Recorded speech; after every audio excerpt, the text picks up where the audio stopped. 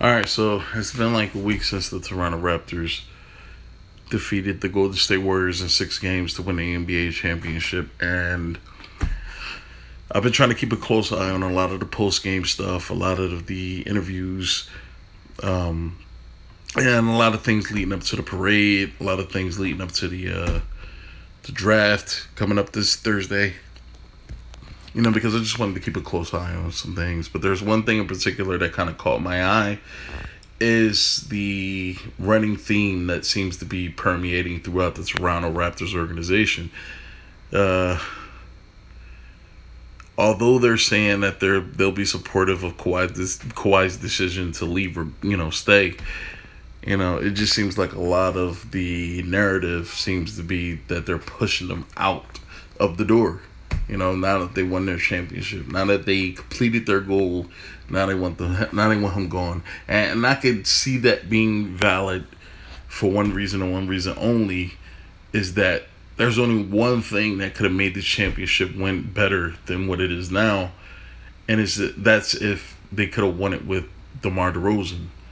If DeMar DeRozan was able to stay in town and they could have got the job done, I think Kyle Lowry still holds a lot of resentment, and not to Kawhi, but to the organization for trading away DeMar DeRozan. That's why when Kawhi came out and he said when as soon as he was traded and he called Kyle Lowry, he even directly referenced, "Look, I know they traded your best friend, but I came here to win and I want to win with you." And I think that this team has the ability to win. And that's why he prefaced what he said with, "I know they traded your best friend, but," because in his mind, I'm pretty sure he knew that Kyle Lowry loved DeMar DeRozan like a brother, and that he would still be harboring some pretty aggressive or pretty angry feelings towards just the whole situation, and by extension, Kawhi. So when I was watching a lot of the interviews, this came up. Fred VanVleet and some of the things that he said, even Pascal Siakam said some things. Like, it seems like now that they got their championship, now they just feel free to say whatever they want about Kawhi. And that is the worst game plan if you want to re-sign this guy. But I'm going to let Shannon and Skip talk about it a little bit.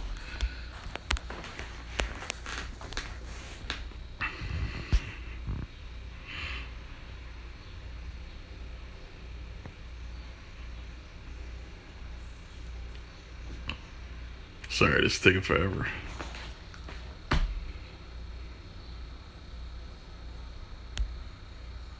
This phone sucks.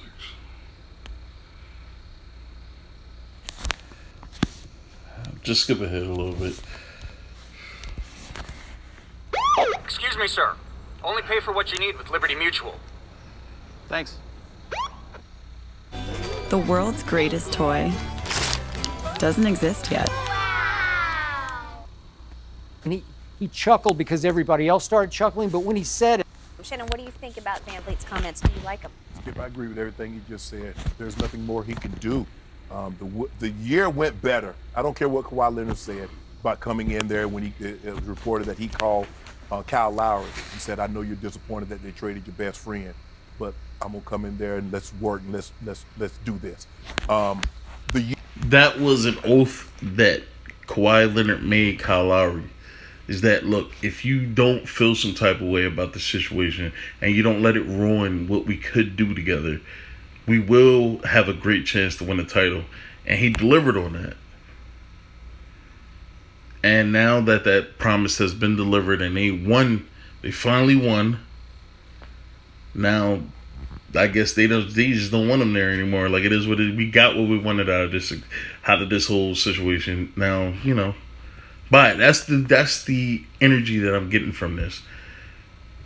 Because they make a lot of jokes about him leaving, but a lot of times truth is buried within a lot of jokes that are made in the moment. And they're making a lot of jokes about him. Just, look, man, he can go. It is what it is. We got what we needed. And I honestly I'm starting to believe that, because they're all just talking about it. And it's almost like jealousy is starting to creep up now. You know, jealousy is starting to creep up now.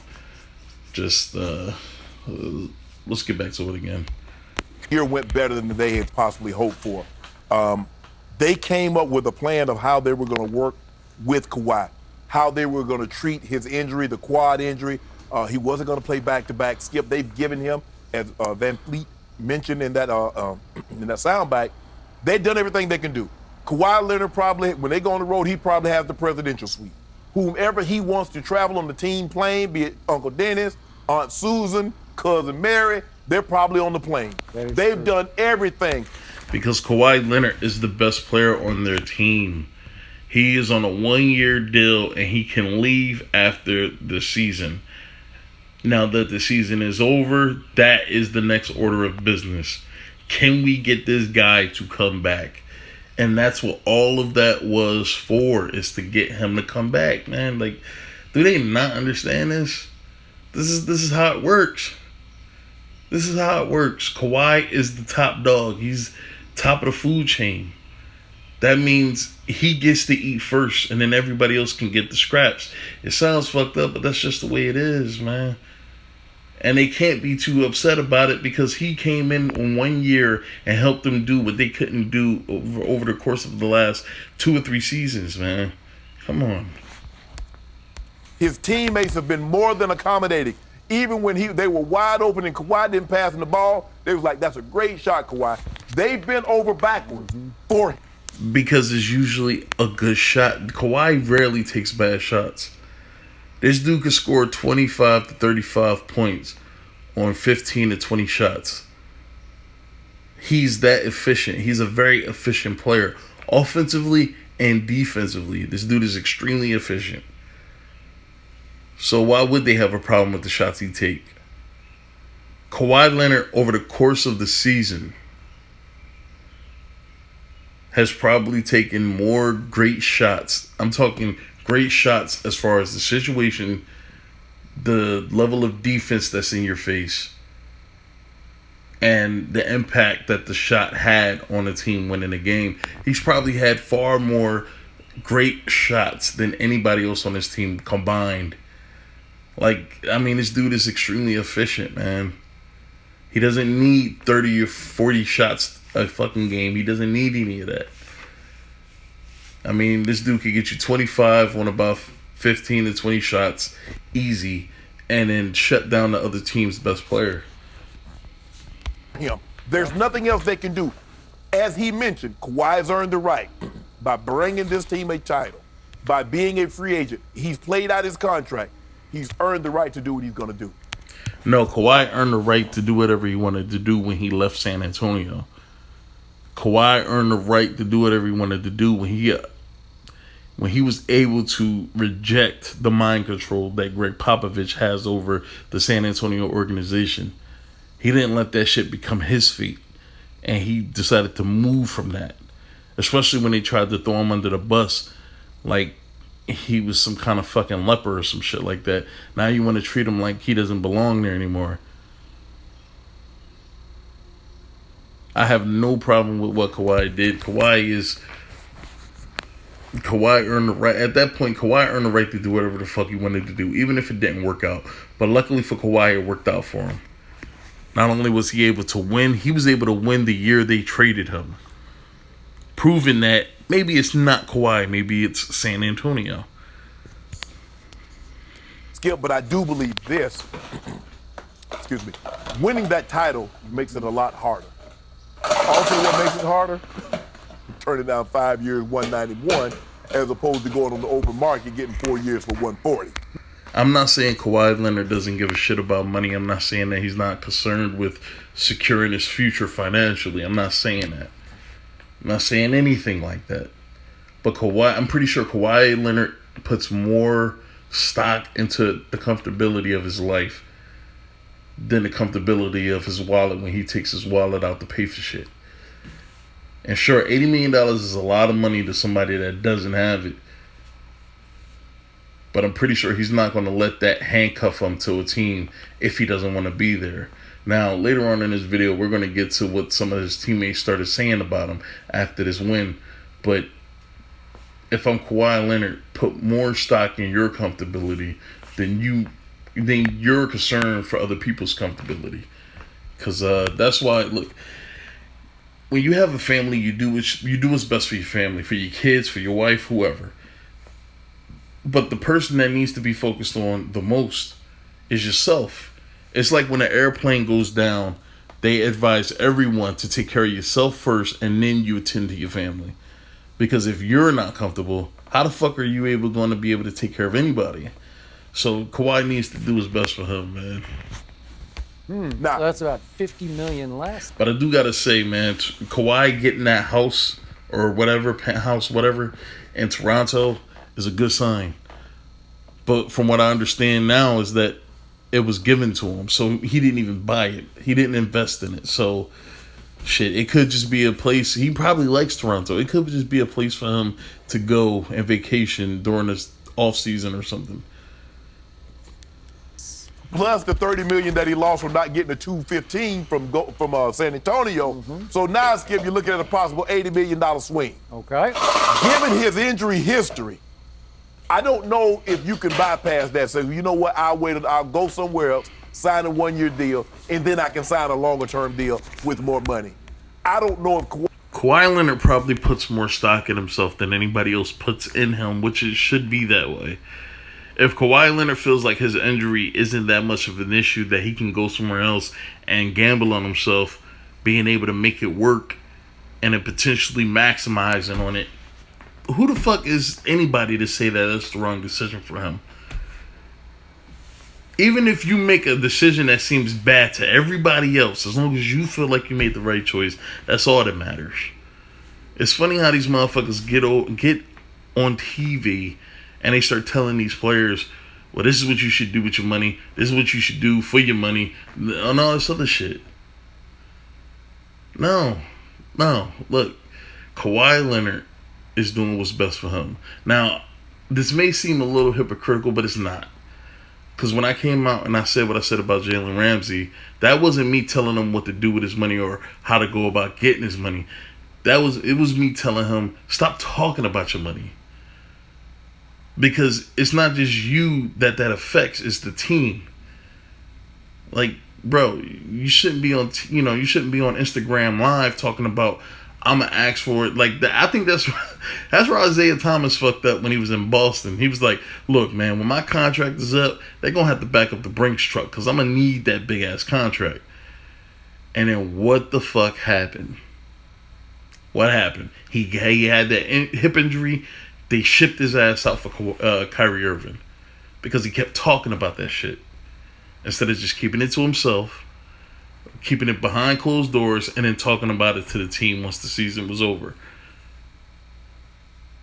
That was the issue I had with Jalen Ramsey. It had nothing to do with him getting his money. It had nothing to do with him spending his money.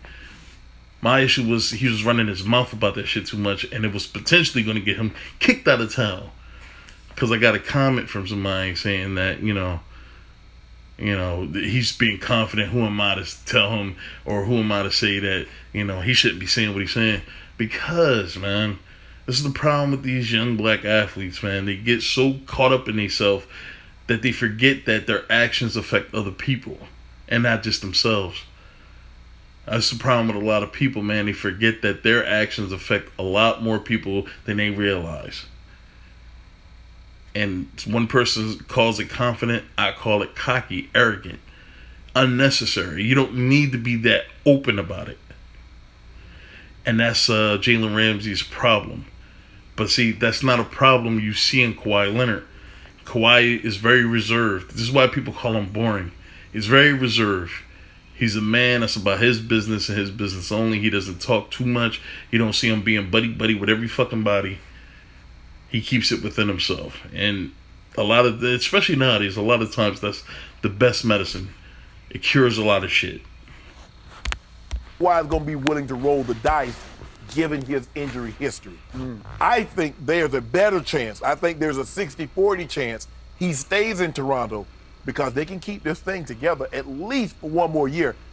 All Marc Gasol has to do is pick up his player option. The only other guy that's free is Danny Green. Other than that, they bring back Siakam. There are a lot of things going in the favor of Toronto for Kawhi to come back. I'm not saying any of it'll work. I'm not saying all of it won't work. I'm just saying there's a lot that goes into their favor. And the biggest piece of all is Danny Green. Because for Kawhi to be in a city like Toronto that he's never been in before, that he's never lived for a prolonged period of time, it's good to have a friend that you know from your old stomping grounds to make you feel a little more comfortable. And I believe Danny Green was shipped out because he spoke in defense of Kawhi with the whole San Antonio situation. And Danny Green strikes me as a guy who stays true to his team, his teammates, or his friends. He seems like a very, I'm not going to say real dude. He seems like a very committed person. And I only say that because of the way he improved his game over the years. I remember Danny Green when he was like a bench player for the Cleveland Cavaliers, man. You know, it wasn't nothing too special about him. And then he went to San Antonio. He really rounded out his game, became a way better player than anybody probably would have expected him to be. And he became one of those 3-and-D guys, one of those linchpin guys coming off the bench that every team can use. And I believe him and Kawhi are really good friends now. If they want a really good chance of re-signing Kawhi, I'll bring Danny Green back because Danny Green's contract is up as well. Anunoby comes back. Serge Ibaka is there. Van Fleet just re-signed his contract. So they can keep this thing together for one more year. Skip, I don't know if I'm Kawhi, I'd do a one-year deal and let's wait and see. Given his injury history, I'm going to go and swoop this 5 for 191. I'm going to go and stay up in Toronto. You're going to stay for 5 years? Yeah. Want to bet on this? No, I'm just saying. Okay. That's what you would do? That's what I would do, given my injury history. Okay. He missed 73 games. He missed another 22 this year. You mentioned how many. Now, that's kind of, and I'm not saying I know why he missed those games, but I'm pretty sure they weren't for injuries. Kawhi Leonard was coming off of a very, very serious injury in San Antonio. They was being pressured to play, even though he said I wasn't ready to play. So he sat for a majority of the year. Then when they traded him to Toronto, Toronto was doing everything they could to make sure that this dude was ready. So at no point during the season was Toronto not in the playoff hunt. I don't think they dipped below the top 5 spots. I don't think they dipped below that. So he could rest for a few games here and there over the course of the season. You know, but I don't think his injury played a part in him missing those games. A lot of players rest now. This is just what they do. They rest. They wait for the playoffs. This is not the NFL where you only play 16 games during the regular season and then you only play 4 games during the playoffs. It's an extremely light schedule.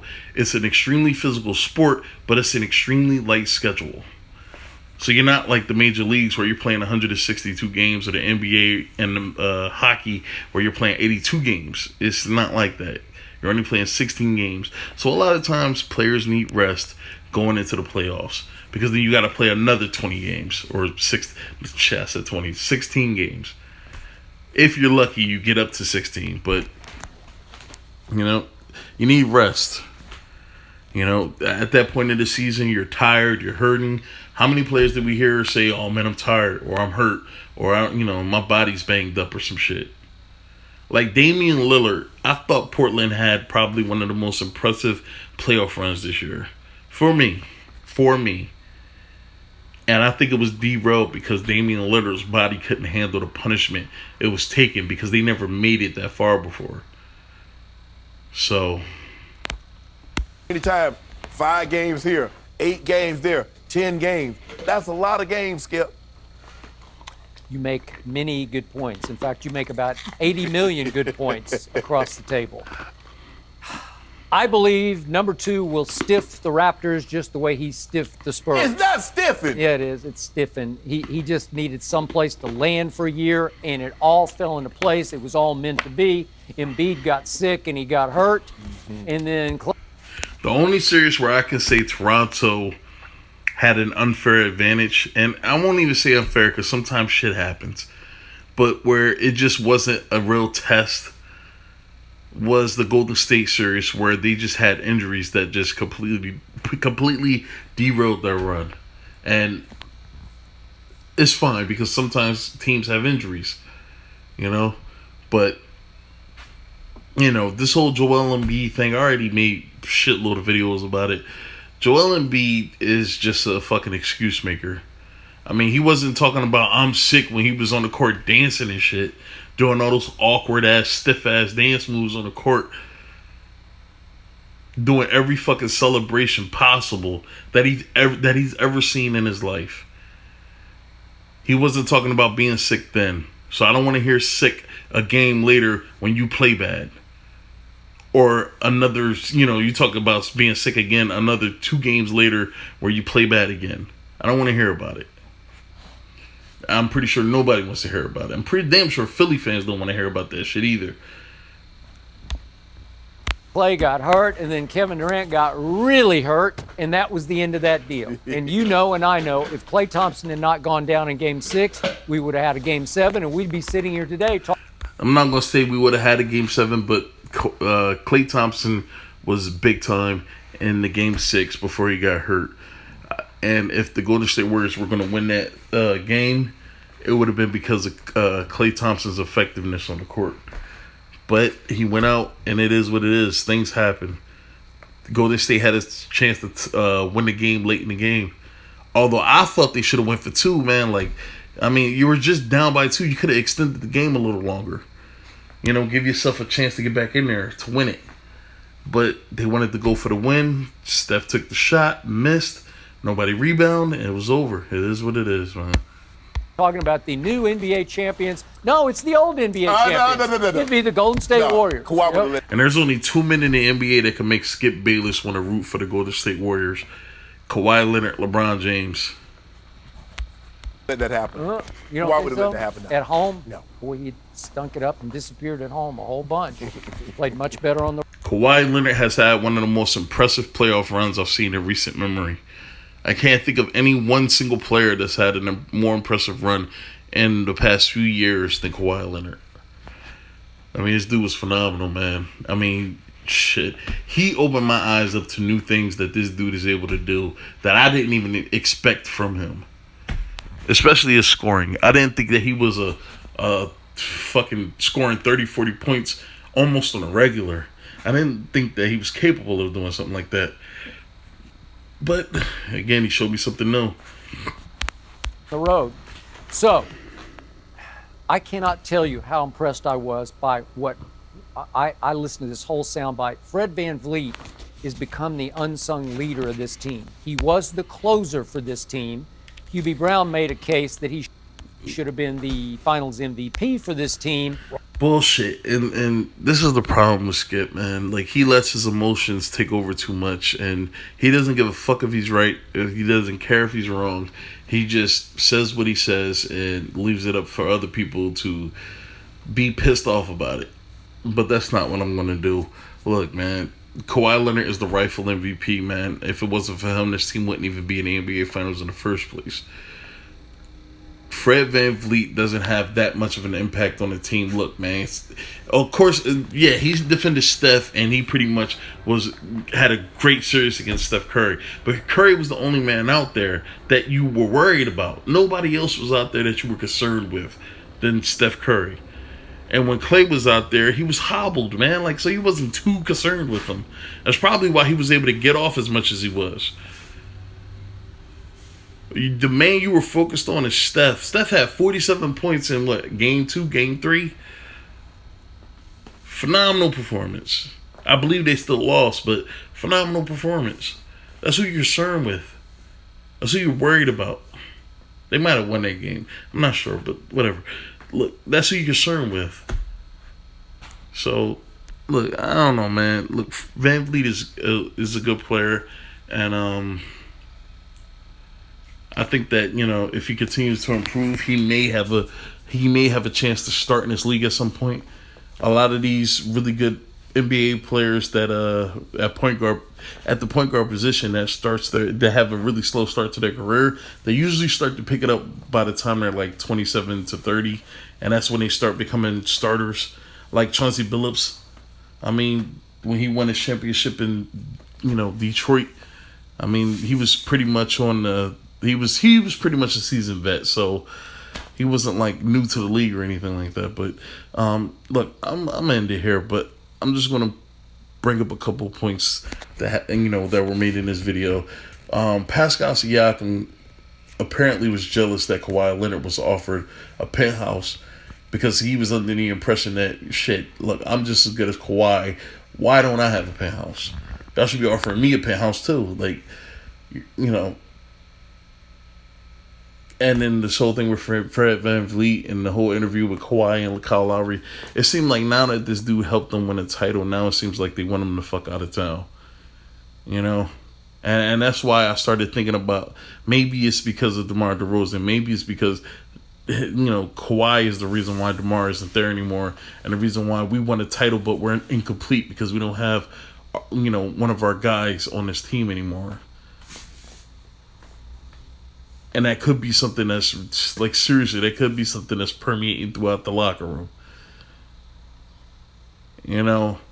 Kawhi Leonard comes to this team. He says, I want to help y'all do something special.